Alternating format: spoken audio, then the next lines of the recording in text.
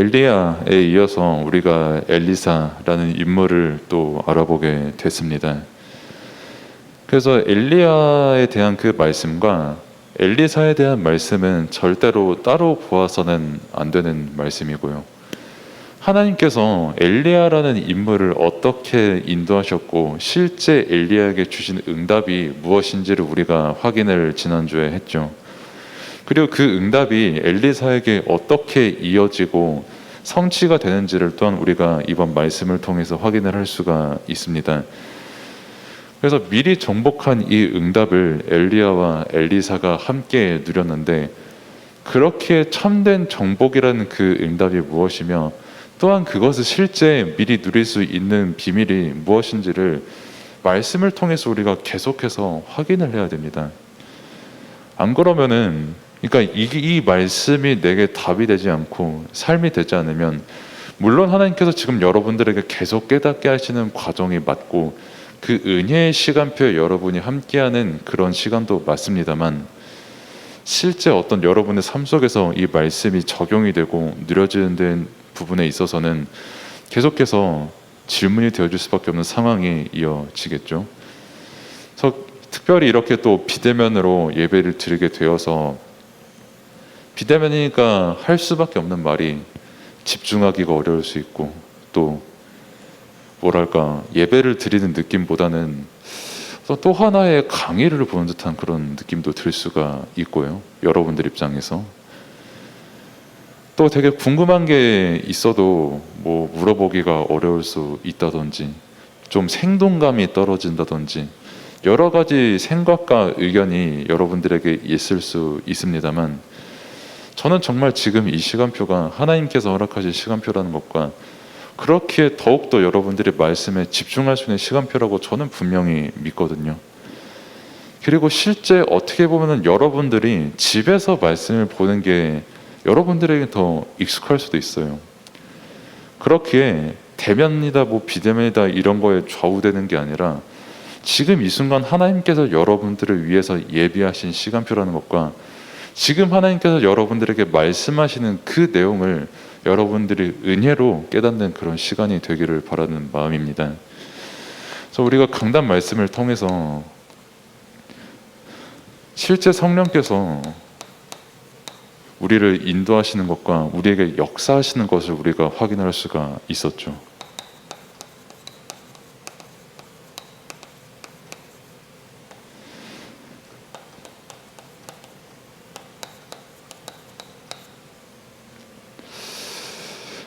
성령이라는 그 단어를 여러분들이 많이 들으셨을 겁니다. 우리 교회에도 이 성령이라는 이름을 가진 분도 계시고요.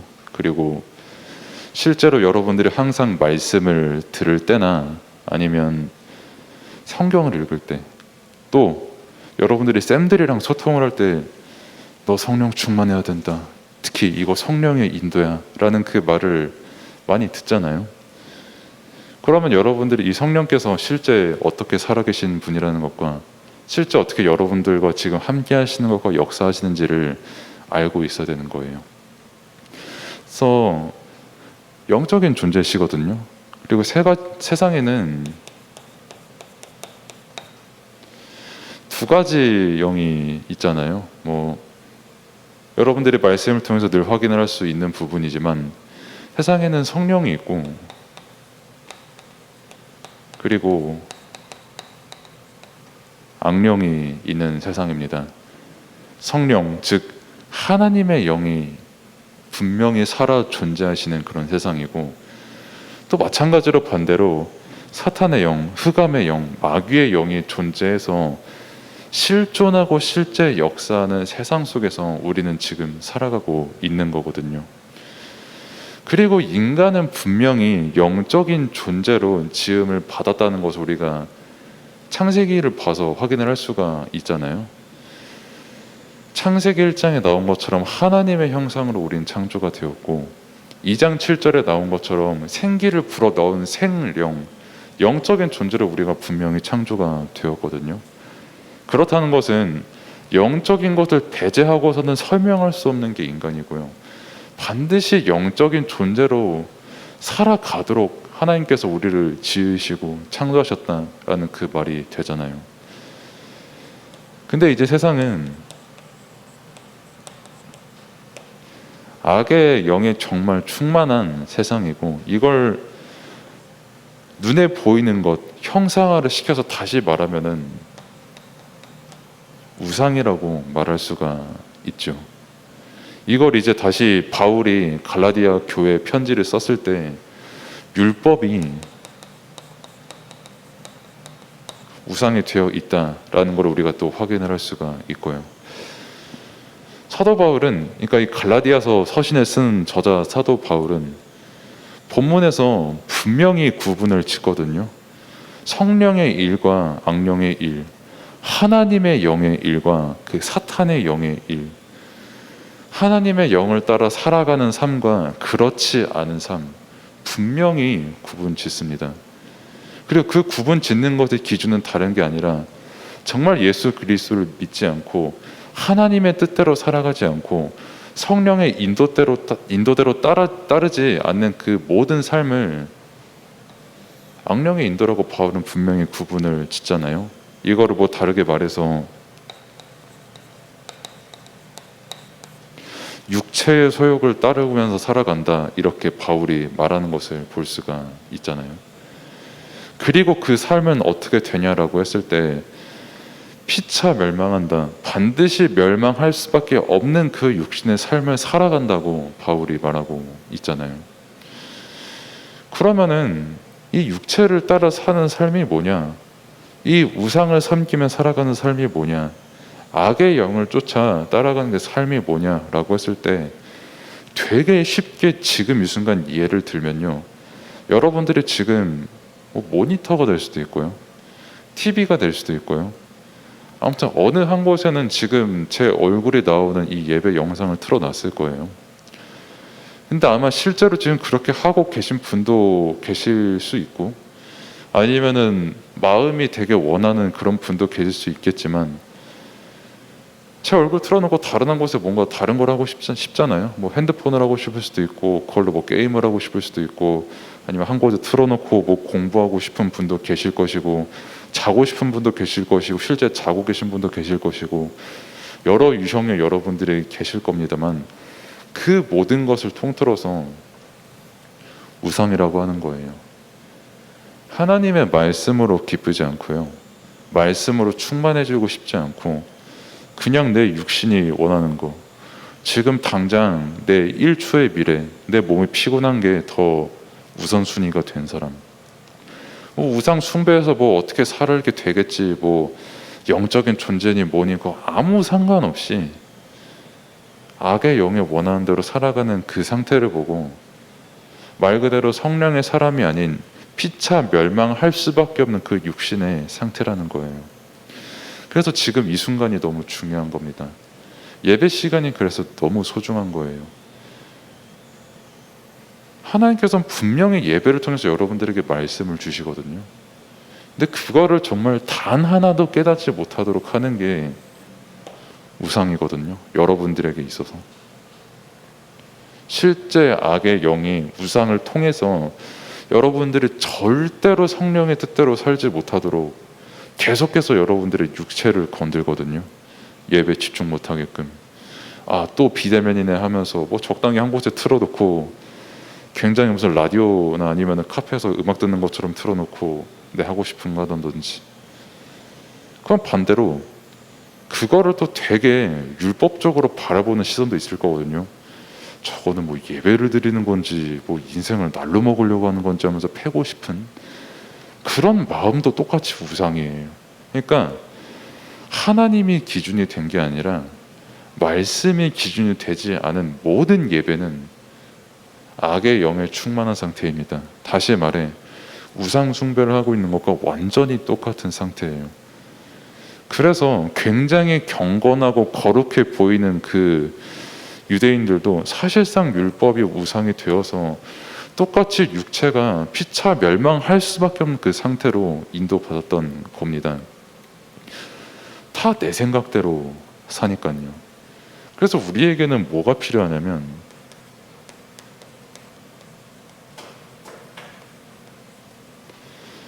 하나님의 영에 충만한 성령의 충만함이 필요한 거예요. 그리고 실제 그 영에 충만한 삶이 강단에서 말씀하신 것처럼 그게 사랑과 희락과 화평과 온유와 절제 등으로 이렇게 나타나는 거잖아요. 그게 우리 힘으로 하는 게 아닙니다.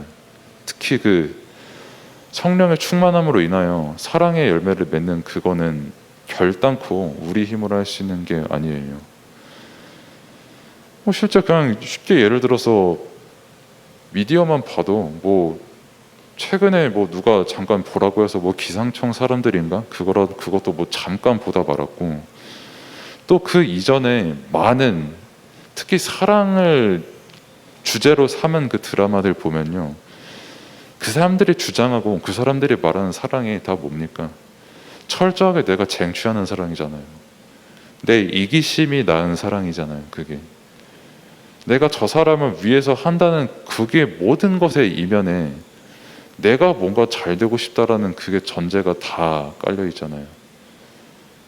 근데 하나님의 영이 충만한 사람의 사랑은 그게 아닙니다.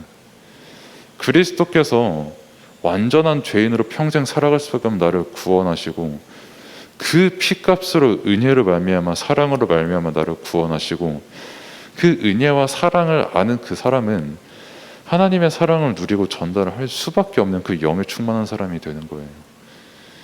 그 사랑이 있기에 그 사랑에서 기쁨이 나오는 거예요. 그 하나님의 사랑을 알기에 화평할 수밖에 없는 거예요. 서로 화평할 수밖에 없고 온유할 수밖에 없고, 그래서 절제할 수가 있는 겁니다. 그것을 위해서.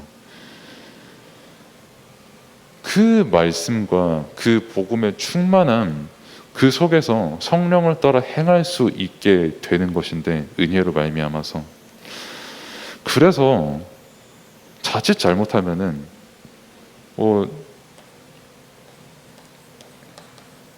열매라고 쓰겠습니다. 9가지 열매 있잖아요. 사랑으로부터 시작해서 절제까지 있는. 그게 솔직히 세상 일반적인 문화로 볼 땐 되게 촌스럽고 억압하는 거거든요. 아니 21세기에 뭔 서로가 사랑을 하냐. 당장에 점마가 언제 내 통수 칠지도 모르는데 내가 뭔가 더 쟁취해야지. 내가 뭘 저 사람을 위해서 인내하고 기다리냐. 내가 뭐하러 손해보냐.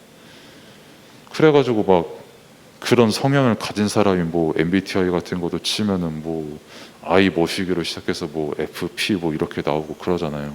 대다수가. 그런 사람은 자신을 더 소중히 대하고 그러면서 좀 더 개선도 해야 되고, 이런 개선점도 나오는 시대잖아요, 요즘에. 세상에서는 이거를 되게 가치없게 생각합니다.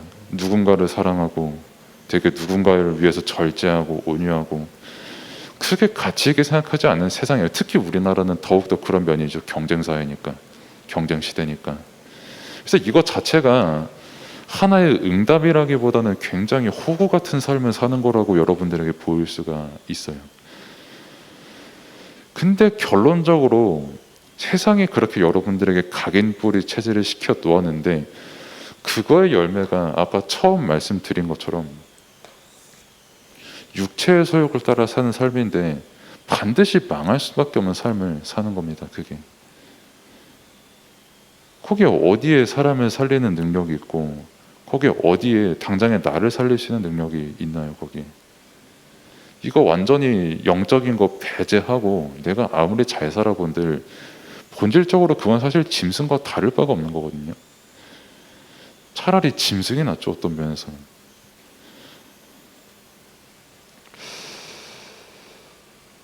하나님께서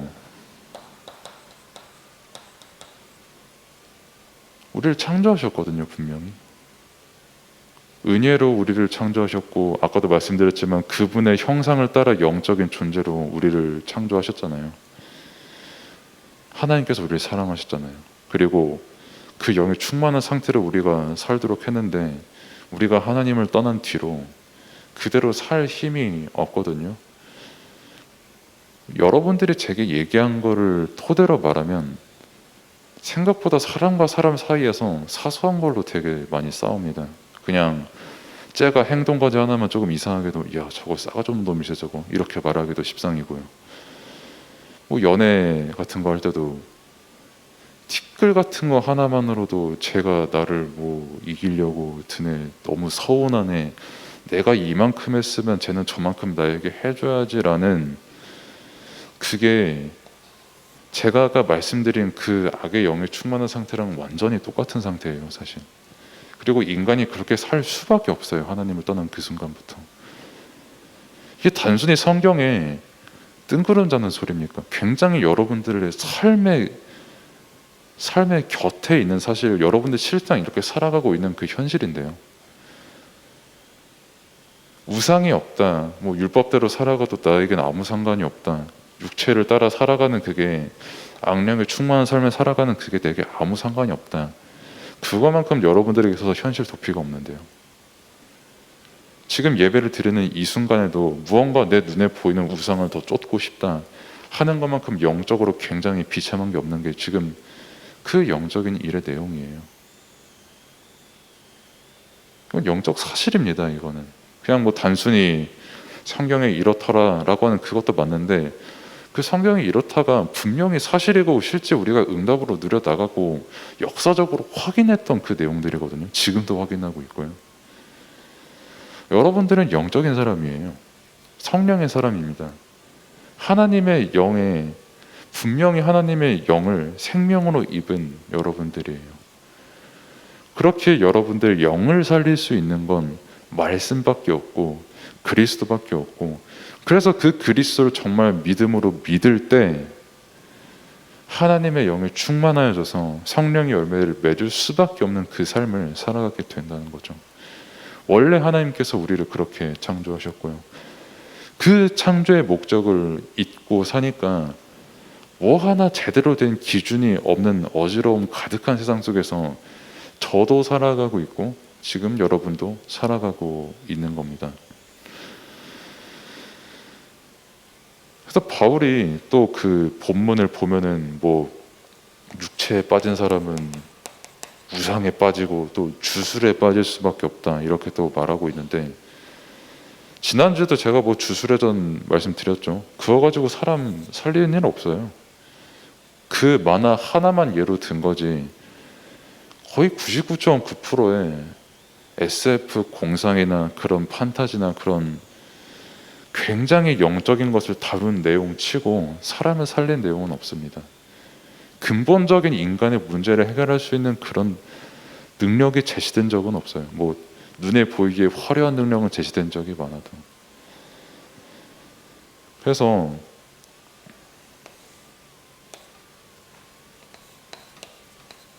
하나님의 영에 감동이 된 사람은요, 처음부터 달라요. 그리스도에 정말 감동된 사람은, 그리스도 안에서 참된 절제와 사랑을 누린 사람은 다릅니다. 일단 내가 하는 일이 달라지고요, 실제 내가 그 현장에서 누리는 그 내용이 달라지고요, 당장 그래서 내가 사람을 대하는 게 달라져요. 나라는 사람을 대하는 게 달라지고 상대방을 대하는 게 달라질 수밖에 없어요. 근데 그게 아까도 말씀을 드렸지만 내 힘으로 되는 게 아니라 하나님의 힘으로 되는 겁니다. 더 정확하게 말하면 하나님의 은혜 안에서 이루어지는 그 응답이에요. 그게 하나님께서 우리의 모든 삶을 통해 이루시는 구원이고요. 이 삶을 누가 살았냐면 오늘 우리가 함께 볼 엘리사가 그 삶을 살았다는 겁니다. 그래서 뭐가 달랐냐면 가치관이 이 사람은 아예 달랐어요. 그리고 실제 삶이 달랐습니다. 이스라엘이라는 그 나라, 당시에 굉장히 우상 숭배하고 바알신 쫓고 아세라신 쫓던 그 이스라엘에 무엇이 필요한지를 알았고, 그 시간표 속에서 왜 자신이 어떻게 부름을 받았는지를 알았고, 무엇을 해야 되는지를 지난주에 봤던 그 엘리야를 통해서 말씀을 받은 거예요. 천명과 소명과 사명을 받은 겁니다. 이 엘리야라는 인물을 통해서요. 엘리야는 지난주에 누군지 우리가 함께 봤으니 여러분들도 잘 알 것이고, 엘리사는 가치관이 달랐습니다. 재산이 없었냐고요? 재산 꽤 많았어요. 자기 명의로 된 집도 있었고 차도 굉장히 많았어요. 우리로 말할 것 같으면. 근데 그거 완전히 다 버려버리고 바로 하나님의 말씀 쫓은 게 엘리사예요. 왜? 이 가치를 알았어요. 엘리사는 그리스도의 가치가 뭔지를 알았고, 하나님의 영에 감동된 그 안에서 진짜 이 세상의 가치와 구성이 무엇인지를 알았던 거예요. 보는 눈이 달랐어요. 사람들이 아무리 많이 가지고 있어도 결국은 육체의 소욕을 따라 멸망받을 수밖에 없는 그 상태에 있는, 영적으로 완전히 재앙이요 평생 사단과 마귀의 그 노예로 살아갈 수밖에 없는 그 근본 상태를 엘리사는 알았던 거예요.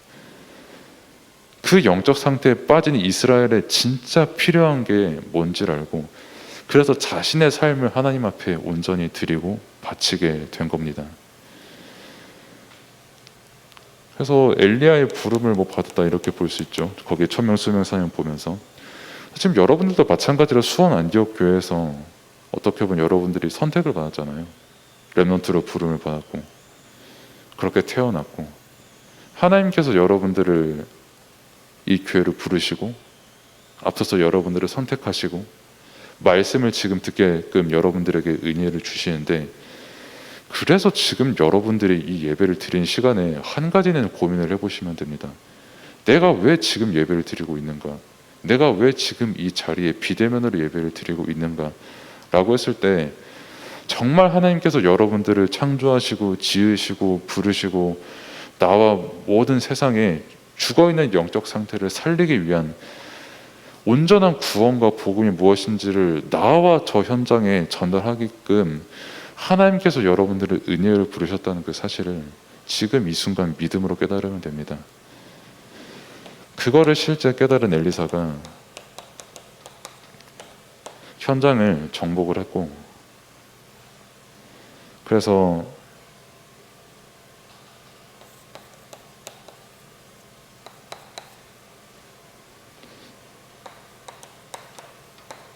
싸우지 않고 미리 정복을 했고, 그리고 실제 이스라엘이라는 그 나라 그리고 적군들까지 정복을 하는 그 역사를 우리가 확인을 할 수가 있죠. 그래서 어떻게 엘리사가 정복을 했는가라고 했을 때 이 모든 과정은요, 사실 하나님께서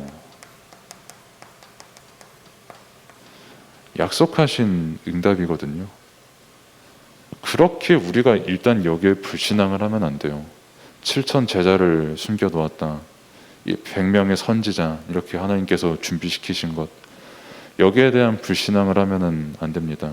내 기준, 내 마음대로 여기다가 대고 그냥 대충 성령 충만하고 적당히 하면 되지라고 하는 그것도 불신앙이고요. 그렇게 하나님께서 여러분들 한 명 한 명을 이 시간표에 부르셨다라는 그 사실을 깨닫기를 바라고, 이 시간표 속에서 지금 여러분들에게 요구가 되는 게 뭐냐라고 했을 때 처음에 말씀을 드린 것처럼 성령 충만함의 삶을 살 수밖에 없는, 성령을 따라 행할 수밖에 없고 성령의 열매를 맺을 수밖에 없는 그 복음의 가치를 여러분들이 알고 믿는 게 전부입니다. 복음은 일부분이고 은혜도 옛날에 잠깐 있다가 말았던 그런 일부분의 가치이고 이런 게 아니라, 은혜 아니었으면요 저와 여러분들은 존재하지 않아요. 은혜 아니고서는 저희가 처음부터 끝까지 이 말씀을 논할 수조차 없습니다. 은혜 아니고선 성경은 기록되지 않았어요.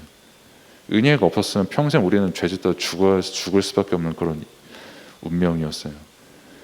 근데 그 모든 것에 대한 완전한 답을 주신 게 하나님의 말씀이고 예수 그리스도예요.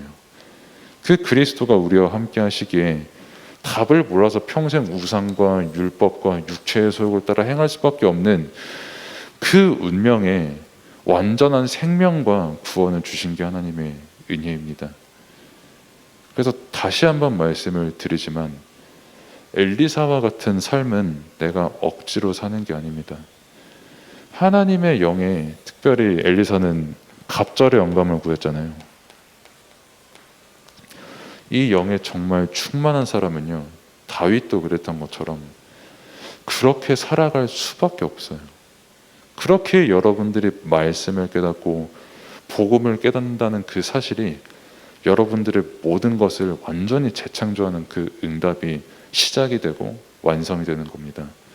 그래서 정말 말씀을 통해서 하나님의 천명과 소명과 사명을 깨닫고 여러분들의 생각이 아닌 정말 모든 여러분들의 생각에 있어서 하나님의 말씀이 온전히 각인뿌리 체질되는 시간이 되기를 바랍니다. 기도하겠습니다. 하나님 감사합니다.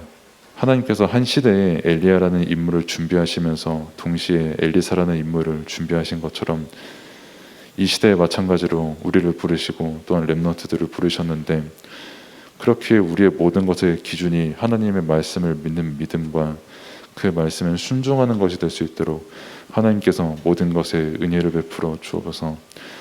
그렇게 정말 내가 내 자신을 평가하고 렘넌트를 평가하고 또 반대로 렘넌트들이 우리를 평가할 때 내 생각과 율법과 육신에 속한 것을 가지고 기준이 되는 것이 아니라 정말 모든 것을 성령의 열매를 맺으며 말씀을 가지고 살리는 그런 소통과 기도와 또한 누림이 지금 이 순간 될 수 있도록 모든 것에 하나님께서 은혜를 베풀어 주옵소서. 예수 그리스도 이름으로 기도드립니다. 아멘.